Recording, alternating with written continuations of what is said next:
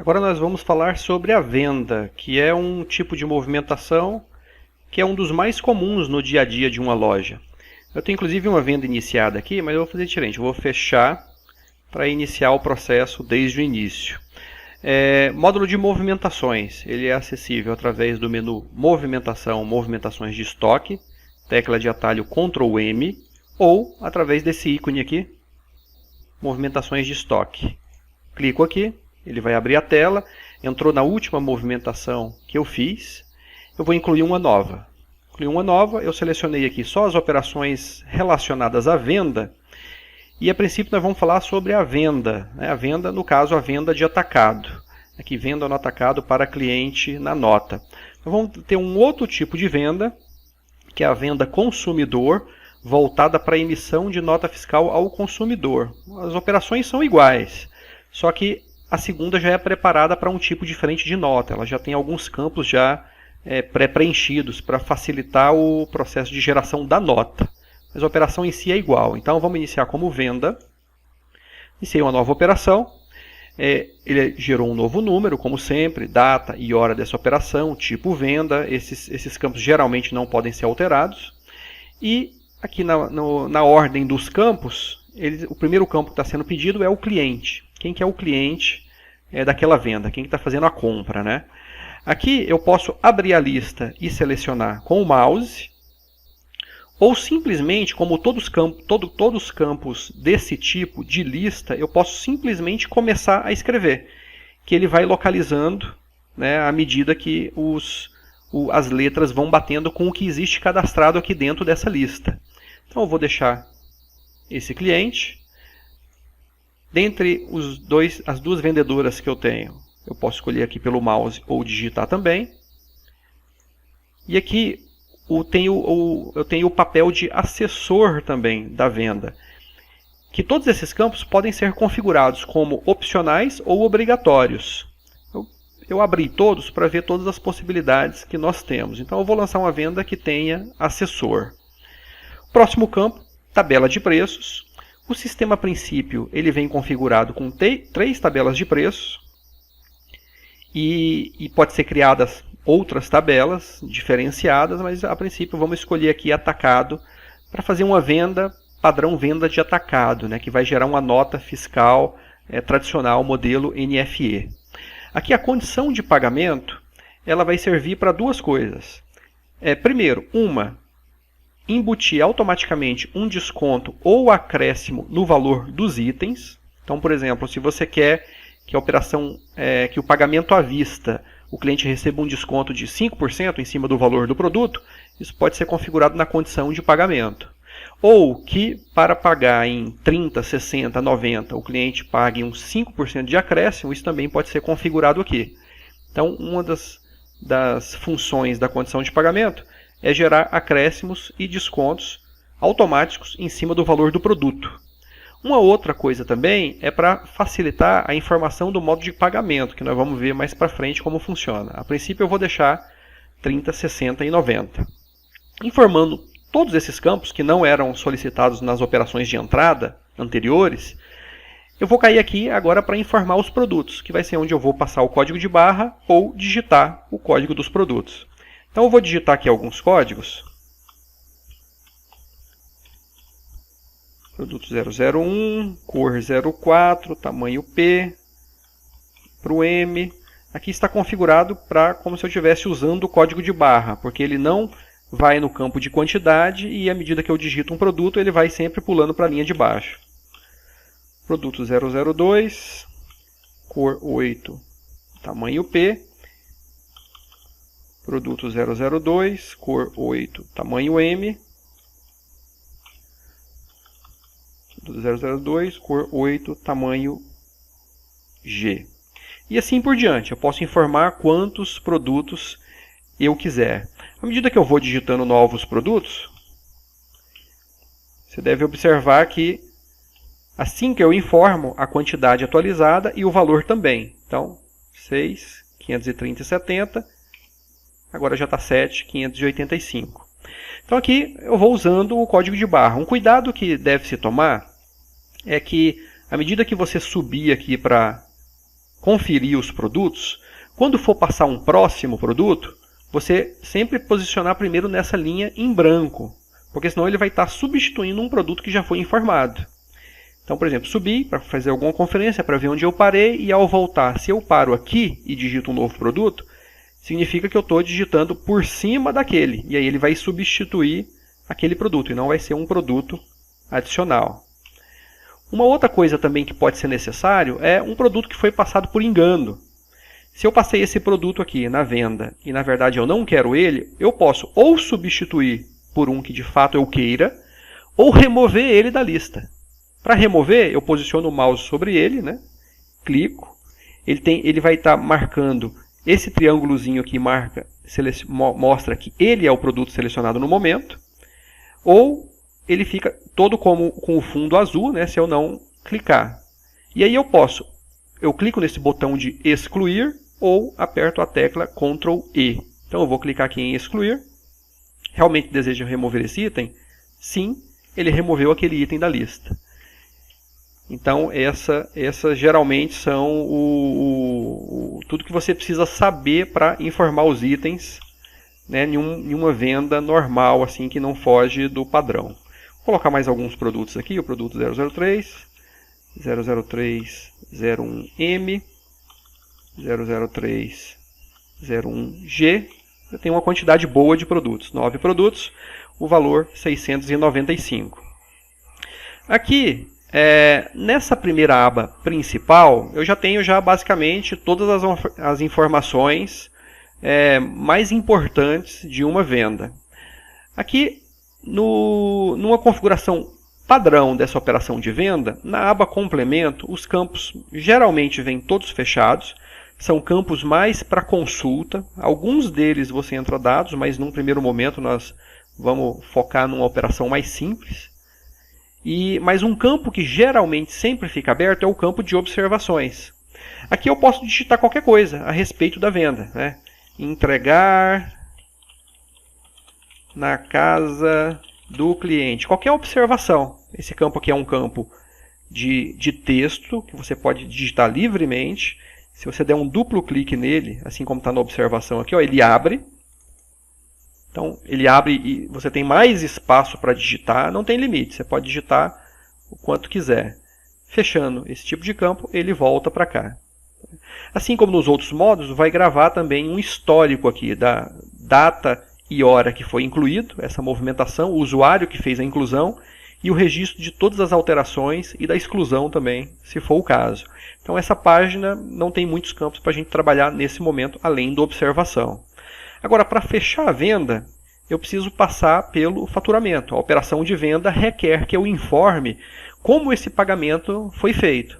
Esse cliente, atendido por esse vendedor, assessorado por esse assessor, comprou esses produtos nessas quantidades e valores e como o pagamento foi feito. Isso é informado na aba faturamento.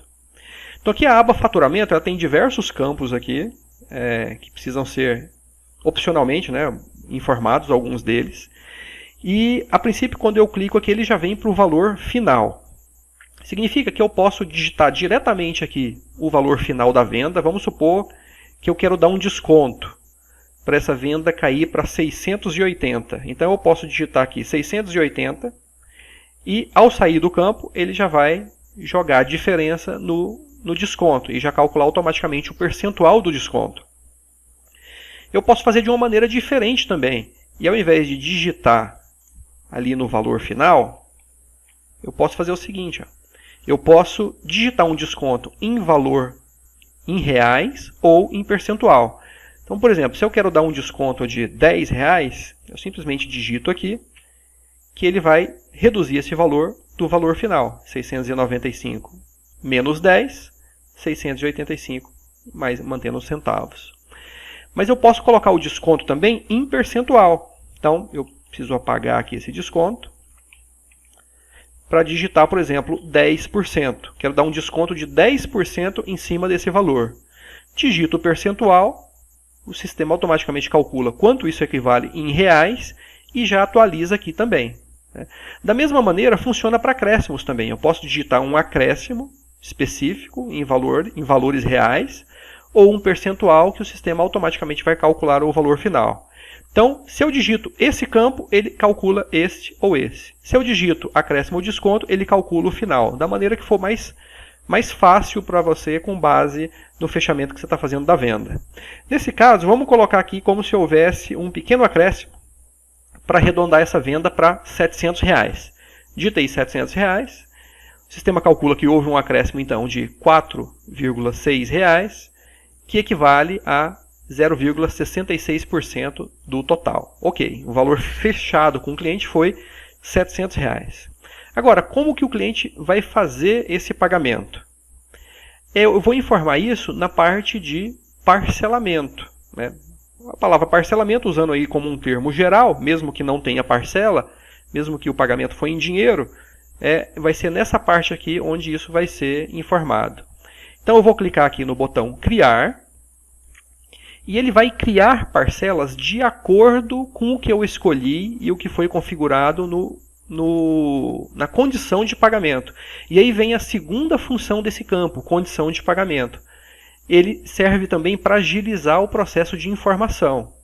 Então, aqui o que aconteceu foi o seguinte: essa operação de venda, eu escolhi que o pagamento seria feito em 30, 60 e 90. Então, ao clicar no botão criar, como essa operação está configurada para criar 3 parcelas com os prazos de 30, 60 e 90, foi exatamente isso que foi feito. O sistema já criou automaticamente 3 parcelas e já iniciou com o modo de pagamento cheque, mas isso pode ser alterado individualmente para cada uma das parcelas. Nós configuramos nessa operação de venda, como ela é usada para o atacado, e se na loja, a maior parte das vendas no atacado você recebe em cheque, já é criado em cheque aqui para você ganhar tempo, para você já cair com a informação o mais próximo possível do caso normal, do caso que mais acontece. Mas isso pode ser alterado também. Aqui, clicando aqui na lista, eu posso abrir outras formas de pagamento, e aí eu posso tanto clicar aqui quanto apertar a barra de espaço, é uma maneira de abrir essas opções também via teclado. E aí eu tenho várias formas de pagamento já pré-configuradas no sistema, mas podem ser criadas várias outras. Aqui eu vou deixar cheque a princípio. O sistema ele criou 3 cheques com os prazos de 30, 60 e 90. São 30 dias, 60 dias e 90 dias a partir da data da venda. Isso significa que você pode alterar também esses prazos. O sistema ele só calcula para você ganhar tempo, mas essa data pode ser alterada. Então suponhamos que você queira que caia, apesar de ter colocado o prazo de 30, 60 e 90, negocia com o cliente cair sempre no dia 5, que é um dia bom para o cliente. Então você vai colocar aqui, a primeira, em vez de ser 31 de janeiro, eu vou colocar 5 de fevereiro. A segunda, 5 de março. E a terceira, 5 de abril.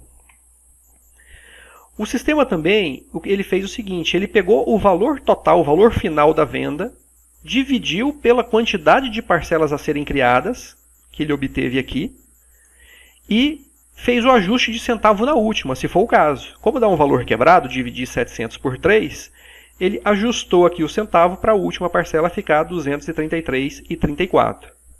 Também, da mesma maneira que a data de vencimento, nada impede que você modifique esses valores aqui livremente. Para ficar mais fácil, por exemplo, do cliente assinar o cheque, você pode negociar com o cliente, talvez, que a primeira parcela seja 230, a segunda 230 e a terceira 240.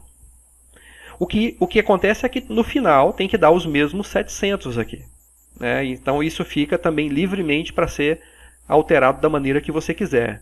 Mais do que isso, eu também posso criar novas parcelas, quantas eu quiser, através do botão de incluir. Por exemplo, se eu quiser parcelar em 4 vezes, basta eu clicar aqui que ele vai criar um outro cheque. Ou eu posso excluir algumas parcelas também. Então, eu posso excluir essa que eu acabei de criar. Realmente desejo excluir essa parcela? Sim. E aí eu posso excluir essas outras também, se for o caso, para fechar a venda com uma parcela só. Então, geralmente, essas são as informações mais básicas de uma venda. Opcionalmente, você pode ter alguns campos a mais aqui que talvez sejam interessantes. Você vai informar se for útil para você essa informação. Por exemplo, do ponto de vista de um recebimento feito em cheque, você pode achar útil guardar o número de cada um desses cheques, né? Então, por exemplo, o cheque em fevereiro, número 1. Cheque de março era o número 2. Né? O número do cheque lá do cliente, né? Você pode guardar essa informação. Mais do que isso, nós temos algumas outras informações aqui. Por exemplo, o banco do cliente. Você pode abrir a lista aqui clicando ou com a barra de espaço, assim como os outros, ou simplesmente começa a digitar o nome. Então, Banco do Brasil. É o banco do cliente. Banco do Brasil. Banco do Brasil. Ou bancos diferentes, se for o caso do seu cliente estar pagando com cheques de terceiros, né? Também não, nada indica, nada obriga que seja o mesmo banco. Aqui eu posso colocar a agência do cheque do cliente, uma informação importante, principalmente se for cheque de terceiros, né? Para você poder rastrear o cheque, e o número da conta. Isso de cada um dos cheques. Se forem contas diferentes, para cada um deles você coloca uma informação diferente. E para fechar as informações, o nome do emitente. Né? Pode ser, por exemplo, o primeiro cheque é o João, o segundo cheque a Maria, e o terceiro cheque, José. Então aqui eu fiz um cadastro bem completo, colocando diversas informações de pagamento a respeito dessa venda, usando basicamente todos os campos que geralmente ficam abertos para venda. Aqui nesse momento, eu vou clicar no botão salvar e o sistema vai fazer uma série de conferências, principalmente para venda, que é uma operação mais importante para a loja. Então ele vai fazer uma série de conferências para verificar se foram informados os campos obrigatórios, se todos os produtos têm preço, por exemplo, se foram informadas as quantidades, se o valor do pagamento bate com o valor final, se isso foi informado, se todos os campos... Então é uma série de verificações de acordo com a realidade da empresa, que podem ser mudados de uma empresa para outra, e ao final, dando tudo certo, ao clicar em salvar, você vai ver a mensagenzinha no canto aqui, como sempre, que as informações foram salvas. Então, vamos clicar aqui em salvar e ver se ficou faltando alguma coisa. As informações foram salvas, então a minha venda agora está salva. Os produtos estão aqui todos registrados. Se eu vier em lista, eu tenho aqui já a minha venda como a última movimentação lançada, e essa venda então agora está encerrada. Você deve observar que uma movimentação de estoque, todas as movimentações, ao editar, o sistema vai abrir automaticamente os campos que você pode alterar. Então, por exemplo, eu não posso alterar código, data, hora e o tipo nesse tipo de movimentação, mas eu posso alterar o cliente, o vendedor, o assessor, a própria tabela de preço, a condição de pagamento. Eu nunca posso alterar os dados de produtos. O fundo vai ficar sempre cinza, ele não vai permitir que eu exclua, né? Por mais que ele tenha essa informação aqui, ele não vai permitir que eu exclua um item. E aqui os campos que podem ser alterados vão ser basicamente o campo que eu informei de observação. E aqui os dados do cheque também podem ser alterados livremente, desde que se respeite ao final, o valor final tem que bater com o valor informado. Então aqui no caso eu não quero fazer uma alteração, eu vou cancelar essa alteração. Então, para efeito de uma primeira venda, isso é o que você precisa saber para lançar aquela venda mais simples, que não tem aqueles casos de exceção no sistema. No próximo vídeo, nós vamos mostrar como lançar uma venda consumidor, que é o mesmo tipo, ela vai abrir basicamente os mesmos campos, né, com a diferença de que ela pode ser pré-configurada para trazer algumas informações importantes, do tipo já trazer a tabela de varejo, não deixar alterar, ou trazer esse campo assessor fechado, já que numa venda de consumidor não tem assessor. E nós vamos aproveitar também para verificar o recurso de cópia. Como é que eu posso criar uma operação copiando a partir de uma outra já existente. Então a gente já mostra como funciona a venda consumidor e ao mesmo tempo mostra como funciona a cópia de movimentações, que é um outro recurso bastante importante. Nos vemos lá então nesse próximo vídeo.